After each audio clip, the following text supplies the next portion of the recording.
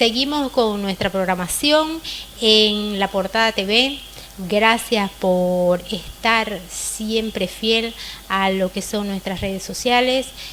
También tenemos este último bloque de lo que es la decisión del voto con nuestra última invitada. Es la licenciada Carol Carlo, quien ella es candidata a primera senadora por la Alianza Libre. Le damos la bienvenida, licenciada, estimada licenciada, acá a este medio. Queremos saber un poco más de cómo encara usted, cómo es, quién es Carol Carlo. ¿Nos puede decir para aquellas personas que quizás no la conocen o hay algunas que sí la conocen? Por ejemplo, ahorita el ciudadano quiere saber quiénes son esos candidatos, cómo surgen, de dónde vienen, quién es Carol Carlo. ¿Puede decirnos, por favor? Bueno, muchísimas gracias, Susana, Dagner, un gusto de estar aquí con ustedes, ¿no? Es una alegría por el espacio y además una alegría verlos aquí trabajando arduamente, aportando como profesionales a nuestro departamento. Agradecida por este espacio y bueno, como dices, se genera una expectativa, ¿no? Con relación a los candidatos, porque todo ciudadano tiene ese derecho de emitir su voto, de poder elegir, tomar una posición y bueno, quiere saber por quién lo va a hacer, ¿no? Entonces, yo quiero aprovechar esta oportunidad para presentarme, para quienes no me conocen. Yo soy Carol Carlo Durán, soy cobijeña, ¿no? Nací en esta tierra, mis papás también de acá. Tengo un hijo mayor ya. Bueno, he tenido la gracia, digo yo, porque en la época que salí del colegio no había universidad en Pando y gracias al esfuerzo de mi familia, porque en esa época realmente era bastante difícil salir de Cobija, pude hacer una profesión. Soy socióloga de formación. Feliz con mi carrera, que me ha dado también muchísimas satisfacciones. Amo mi carrera, mi profesión. Y bueno, después de eso, después de salir para estudiar, pude volver a Cobija y prácticamente toda mi vida profesional la he desempeñado en Cobija. Bueno, yo salí de la universidad el 93, ¿no? Entonces ya son bastantes años. Y he estado trabajando en diferentes ámbitos. Puedo decir que tengo un poquito de experiencia, ¿no? en varios de los ámbitos. En los últimos años, sin embargo, he estado más en el ámbito académico, ¿no? Tanto en la parte administrativa como docencia, en la planificación. Pero me gusta mucho la temática municipal porque he estado en muchas oportunidades aportando, trabajando de manera directa en este ámbito. También el tema, el trabajo con las comunidades también en varias oportunidades, el tema de ordenamiento territorial, planificación. También he tenido unos buenos años de experiencia con el tema de la formación técnica, varios años he trabajado en ese ámbito. Entonces, como que tengo un poquito de bagaje de experiencia. Y bueno, ahora en este ámbito, la posibilidad que se me brinda de aportar con esos conocimientos, con esa experiencia, es enfrentar un nuevo desafío, ¿no? Como acabamos de hablar, la vida nos plantea estas oportunidades y sobre todo, Susana, con ese firme deseo, ¿no? Ese compromiso de poder aportar, de poder contribuir al desarrollo de nuestro departamento y de nuestro país. Sabemos que estamos viviendo una situación muy crítica como país, como departamento, y creo que la situación nos llama, ¿no? a meternos, a aportar, a construir. No podemos quedarnos de palco, no podemos quedarnos en el muro. Y eso ha sido principalmente mi motivación para poder estar aquí, para poder estar conversando con las personas, visitándolos, conociendo mucho más de cerca esas necesidades, ¿no? Y realmente nos sorprende poder ver la situación crítica que viven muchas de las familias en los diferentes barrios y comunidades de nuestro departamento. Licenciada, dentro del plan de gobierno que tiene el partido político, ¿qué tiene para ofrecerle a Pando en el tema de salud, en el tema de económico, por ejemplo, en esto que se está viviendo hoy? Es muy difícil y complicado porque la situación económica ya no es lo mismo de antes. ¿Qué es lo que tiene dentro del plan de gobierno para que las personas conozcan, ¿no? Y puedan tener esa confianza y decidir de manera inteligente, para que ellos puedan concientizarse de qué es lo que se va a trabajar por el departamento? Bueno, la propuesta de Jorge Tuto Quiroga, que es nuestro candidato a la presidencia, y de Juan Pablo Velasco, nuestro candidato a la vicepresidencia, nos plantean 7 pilares, ¿no? 7 pilares. No podremos decir que es el más importante, pero realmente en este momento tiene su gran relevancia para absolutamente todos los bolivianos, ¿no? El primer eje es el salvar la economía, porque es algo que nos está afectando, nos está asfixiando a todas las familias por el hecho de la inflación que estamos viviendo, ¿no? Que nos afecta absolutamente a todos. La crisis que existe, la crisis económica que está enfrentando nuestro país, porque prácticamente somos un país monoproductor, pese a que hemos tenido gran cantidad de recursos, no se ha logrado invertir en áreas que realmente sean productivas y que generen mayores ingresos como país, ¿no? Y por consiguiente que venga a mejorar las condiciones de vida de todos.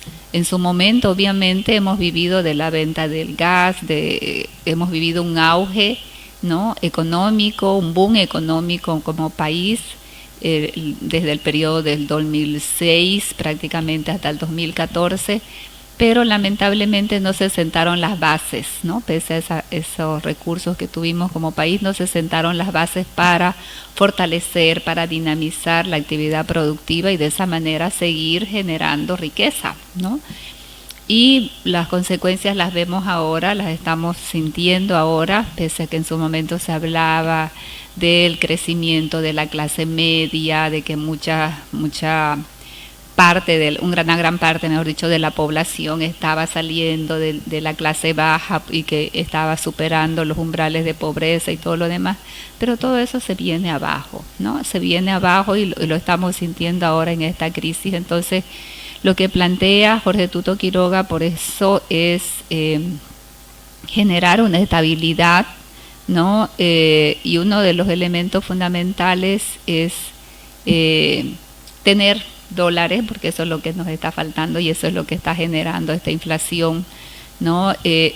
Muy claro en esa propuesta de poder generar espacios, negociaciones ante organismos multilaterales, en este caso el Fondo Monetario, para poder tener esos recursos que permitan no malgastarlos como se ha venido haciendo hasta ahora, sino inyectar en sectores que son estratégicos, ¿no?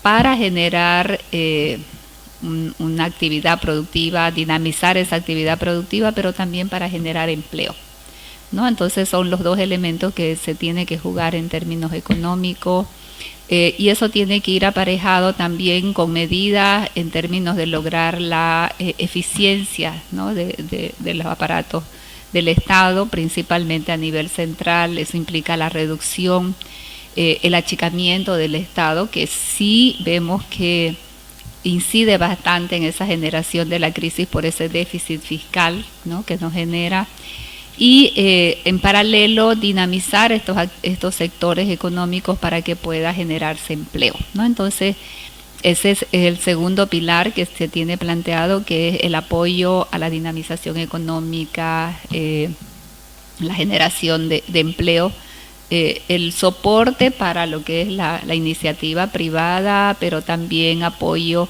a la micro, mediana, pequeña empresa, ¿no? Porque tenemos que salir de esa visión que nos ha llevado estos últimos años de que el Estado es el que tiene que dar fuentes de trabajo, ¿no? Y eso, por un lado, genera lo que tenemos ahora, ¿no? Que es ese déficit fiscal, pero también un nivel de dependencia, porque las personas se sienten dependientes, supeditadas. Y eso es lo que busca el modelo socialista, ¿no? Y prácticamente lo ha logrado. Pero ahora las personas, muchas se dan cuenta de que prefieren un emprendimiento que les da esa libertad, les da esa autonomía, y sabemos que cuando tenemos libertad, autonomía, tenemos el poder, ¿no? Entonces, eso es lo que se quiere devolver, ese poder al ciudadano, que el ciudadano realmente tenga las condiciones para poder invertir, para generar sus propios ingresos, ¿no? Y medidas de soporte como asistencia técnica, como apoyo al financiamiento, ¿no? Tendrían que venir a dinamizar ese empleo. Otro otro eje es la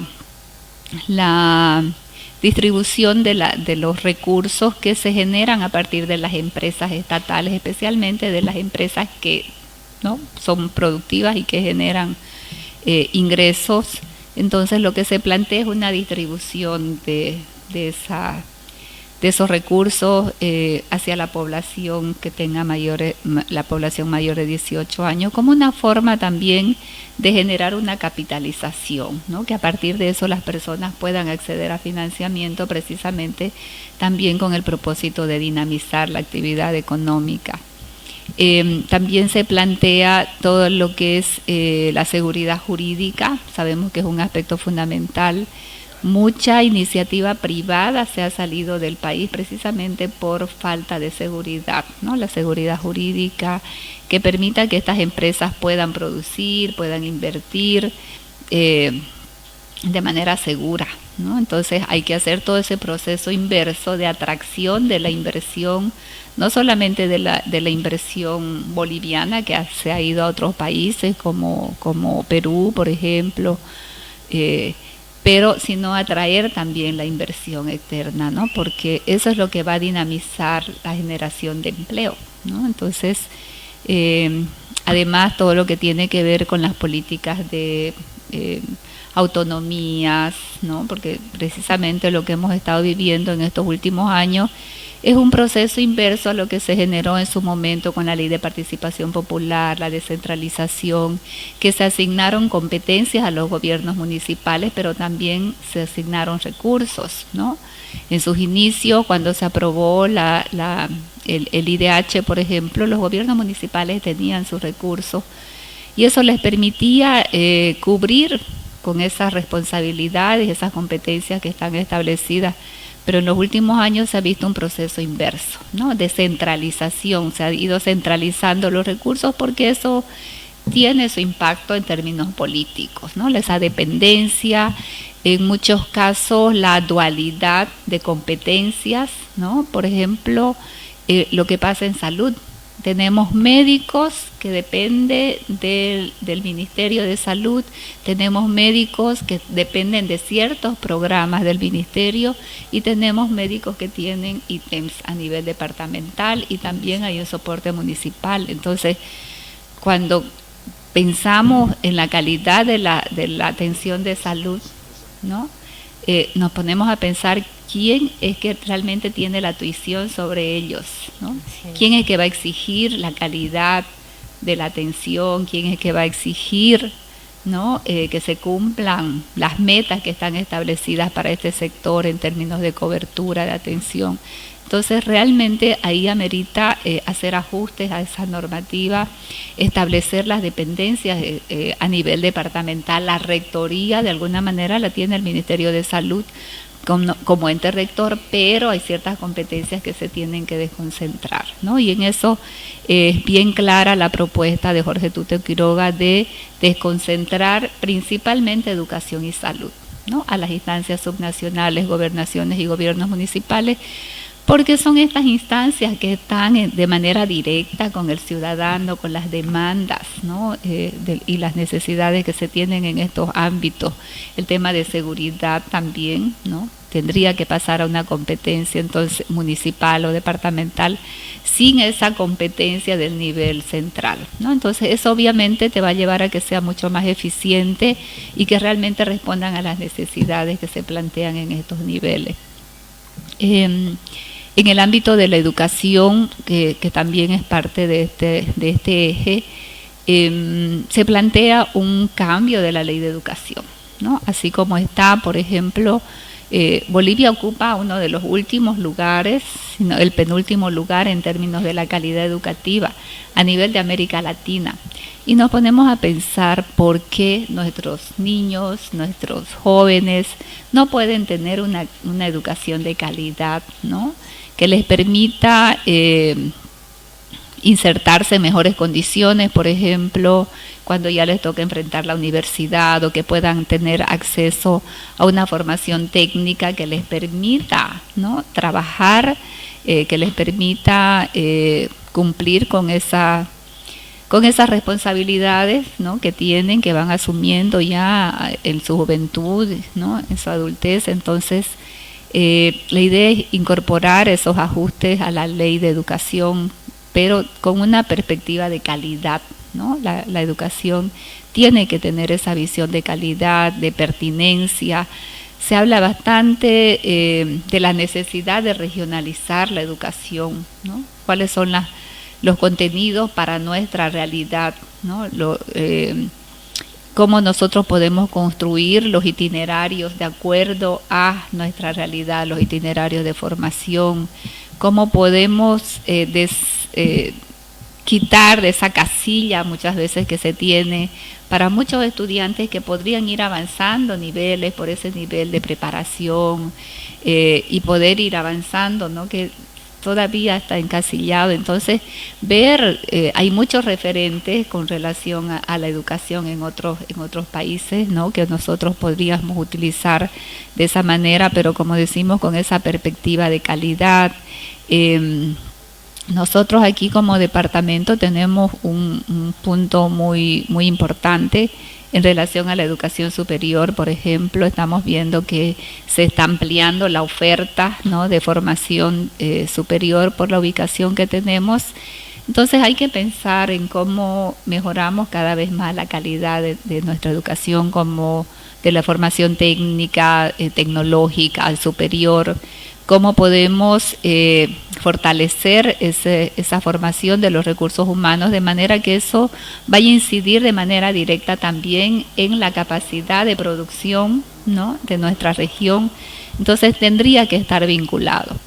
En el ámbito de la justicia, que también es importante, todos sabemos que no hay una independencia de poderes. Lamentablemente la justicia en estos últimos años, ¿no? Ha estado totalmente supeditada al aparato público, a las instancias ejecutivas, y toda la población obviamente ve esa necesidad, ¿no? de esa separación de poderes, de lograr esa independencia del sistema de justicia que nos afecta a todos, porque vemos grandes incongruencias, ¿no? Personas que lamentablemente por X motivo están cumpliendo condenas que no deberían, y otros que sí deberían están ahí, ¿no? Entonces son elementos que hay que ajustar, ¿no? Entonces todo este tema de justicia realmente se tiene que trabajar bastante para que la ciudadanía realmente sienta que merece, ¿no? Tener un sistema de justicia muy favorable, pero sobre todo transparente, eficiente, ágil, ¿no? Que les dé esa garantía y esa seguridad. Entonces, estas son las propuestas a nivel general que se plantea desde la propuesta de Jorge Tuto Quiroga, la digitalización, el cambio también de la imagen como país, ¿no? Nosotros como país, precisamente por esta visión ideológica que se tiene, ha ido cortando relaciones con otros países, ¿no? Entonces, eso incide tanto no solamente en la diplomacia, pero también tiene su incidencia en los aspectos económicos, comerciales, que es importante volver a retomar. Y en cuanto a lo departamental, pues hay problemas que hay que enfrentar, problemas que son muy estructurales, ¿no? Que tienen que ver pues con la comunicación, tiene que ver con la energía eléctrica. Si pensamos en dinamizar la actividad productiva, tendríamos que pensar también por resolver ese tema de la energía eléctrica cara, que no es sostenible, ¿no?, en el tiempo. Y entonces hay que pensar en eso, hay que pensar en el fomento al emprendimiento, ¿no? La diversificación económica. Tenemos muchos productos naturales, pero lamentablemente sigue saliendo como materia prima, ¿no? Tenemos la madera, ¿no? Hay bastante aprovechamiento de madera y concesiones, pero también, ¿no?, salen como materia prima. Entonces es importante toda una política de industrialización, de transformación, que genere mayores beneficios para nuestro departamento, que genere fuentes de trabajo, ¿no? Y también aprovechar todos estos corredores de exportación, ¿no? Estamos hablando de la priorización de la carretera kilómetro 19 en Areu de Extrema, que permita conectarnos con el puerto de Chancay y generar otra dinámica económica, ¿no? Tanto a nivel de Cobija, obviamente, pero también que extrapolaría al resto del departamento en esta región. ¿Algunas propuestas concretas para Pando? Como te digo, el tema de la electrificación, ¿no?, que hay que cambiar la matriz energética, no diésel, que no es sostenible, y además que es caro, ¿no? En eso se está planteando la propuesta de lo que se ha hablado inclusive con Tuto cuando estuvo aquí, es la conexión de la red de Pando a las hidroeléctricas de Jirao y San Antonio. Es algo nuevo, de repente es algo que se puede pensar, no, pero saldría más caro, pero realmente estamos hablando de una energía limpia, ¿no?, que es lo que se está manejando ahora, ¿no?, de tratar de buscar estas fuentes de energía que sean limpias, que sean más sostenibles. Entonces esa es una de las propuestas. Segundo, el tema de la vinculación caminera, concluir lo que hace muchos años está ahí en proceso y está paralizado, que es la conclusión del tramo del tramo Cobija Peña Amarilla. Segundo, tercero, mejor dicho, la construcción de la carretera kilómetro 19 en Areu de Extrema, que esa es una gran prioridad y además dinamizaría también la actividad productiva, ¿no?, por ese tránsito que se puede generar en nuestro departamento. El tema de zona franca, para nosotros es fundamental. Cuando se creó la zona franca tenía el propósito de promover el desarrollo económico y social en nuestra región. Pese a todo ese periodo de vigencia, fue generando una actividad económica, pero principalmente en el ámbito comercial, ¿no? Entonces ahí tenemos una idea bien clara para fortalecer el componente industrial. ¿Cuál es el principal obstáculo para eso, ¿no? Que la propia Constitución Política del Estado establece que no pueden haber inversiones privadas, ¿no? O sea, así, entregar, ¿no?, o bajo concesión o bajo cualquier otra figura a inversiones privadas dentro de los 50 kilómetros del radio, ¿no?, de la franja de fronteriza. Entonces ese es un obstáculo, pero eso se puede subsanar a partir de una ley especial y eso se puede generar, se puede gestionar y eso permitiría el asentamiento de la inversión, ¿no?, dentro de esta franja del área de la zona franca. El otro elemento es que en las últimas modificaciones que se hicieron en el 2010 a la normativa de zona franca, es que dejó de tener la dependencia local, ¿no?, y pasó a tener una dependencia de las instancias nacionales. Entonces, lo que se plantea es volver a retomar, ¿no?, esa idea inicial de que tenga una dependencia a nivel departamental volver inclusive al porcentaje que se pagaba, que era 1.5% del valor de las importaciones. ¿Y por qué se plantea volver a ese valor?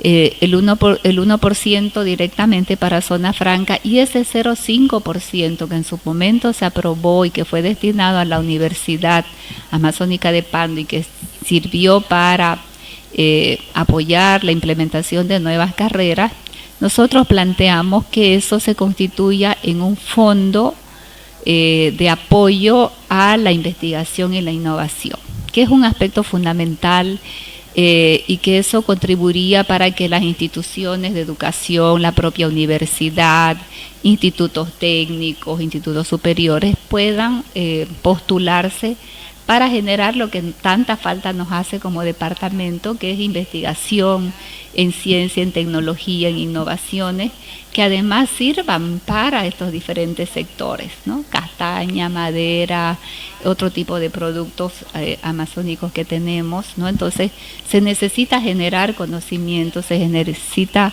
fortalecer la investigación en estos ámbitos, y por lo tanto planteamos que ese 0,5% se constituya en este fondo que venga a fomentar la investigación y la innovación.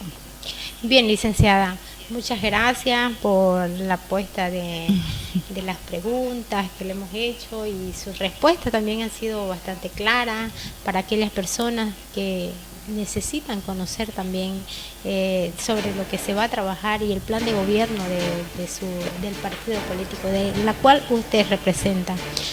Como les habíamos dicho, habíamos enviado un flyer a nuestra página de Facebook y tenemos un mensaje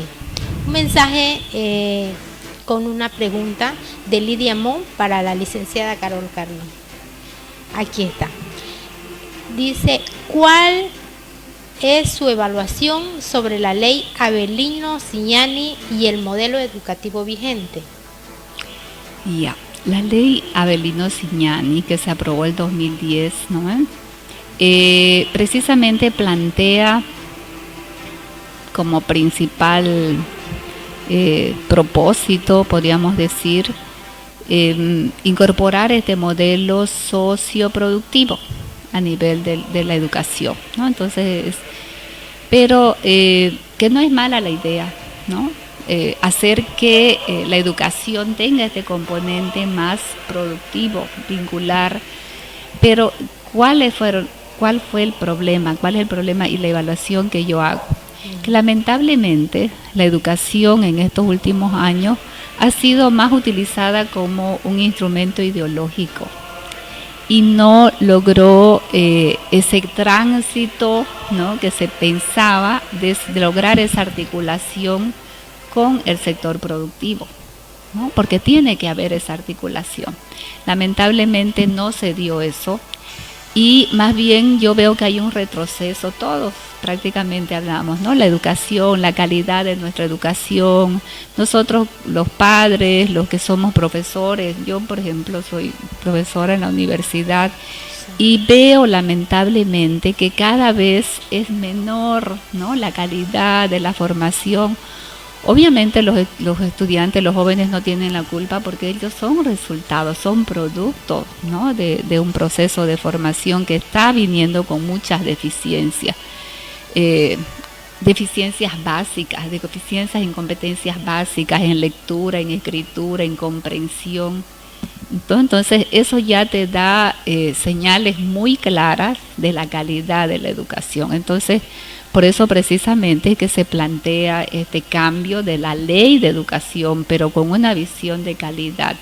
No significa que no tiene que ser productiva, porque tiene que haber esa vinculación, ¿no? Especialmente cuando hablamos de la educación superior, tenés que formar para un mercado laboral, ¿no? Por eso es precisamente que se hacen estudios de contexto para ver cuál es la demanda, cuáles son los perfiles profesionales, ¿no?, que se tiene, de manera que la educación esté vinculada a eso. Entonces, esa es mi evaluación. Lamentablemente, de repente el propósito fue bueno, pero la implementación y cómo se utilizó a la educación durante estos años nos lleva a evidenciar la baja calidad, ¿no?, de la educación, tanto a nivel regular, la educación técnica, aunque se ha tenido una propuesta, pero lamentablemente no ha sido una prioridad, y yo creo que tiene que ser una prioridad la educación técnica, tecnológica.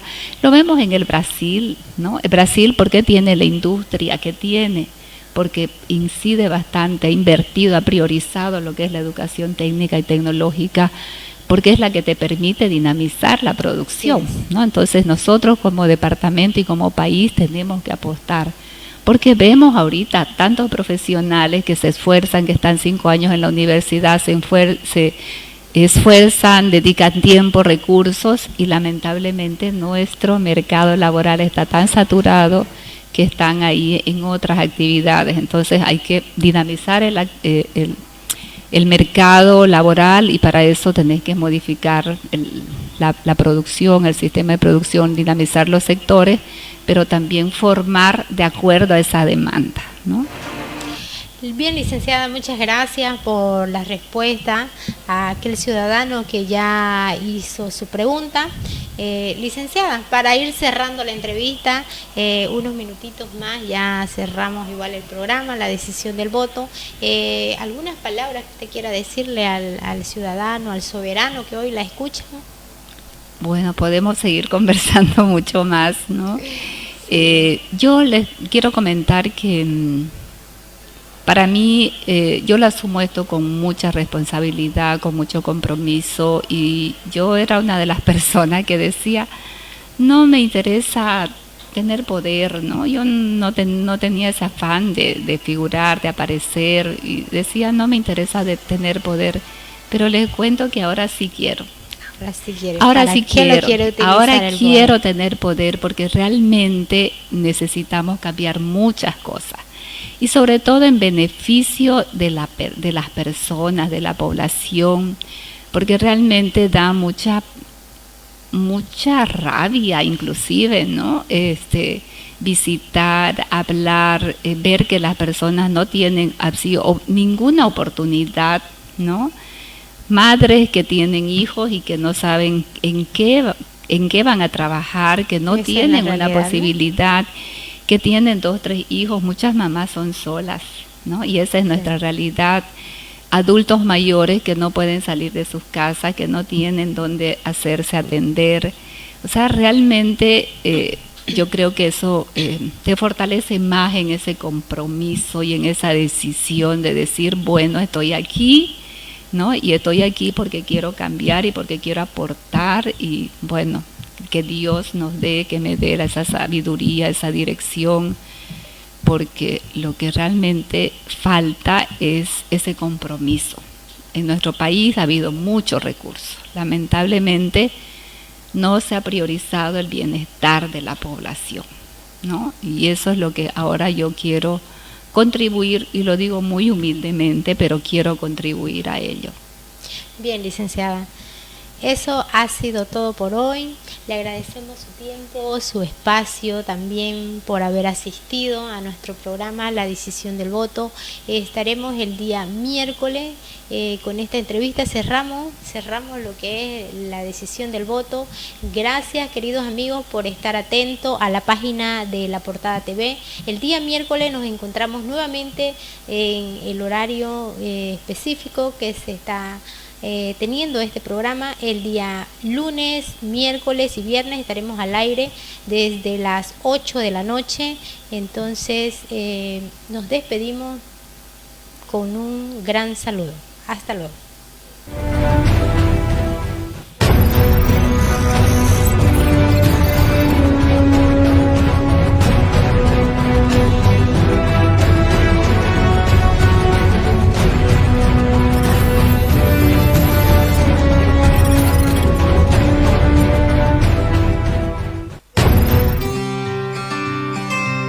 Somos más del 40% del padrón electoral y aún así muchos no votan.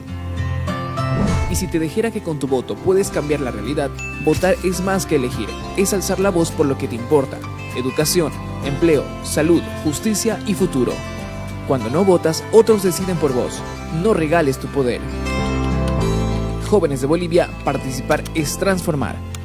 Elecciones Generales 2025. Bolivia decide.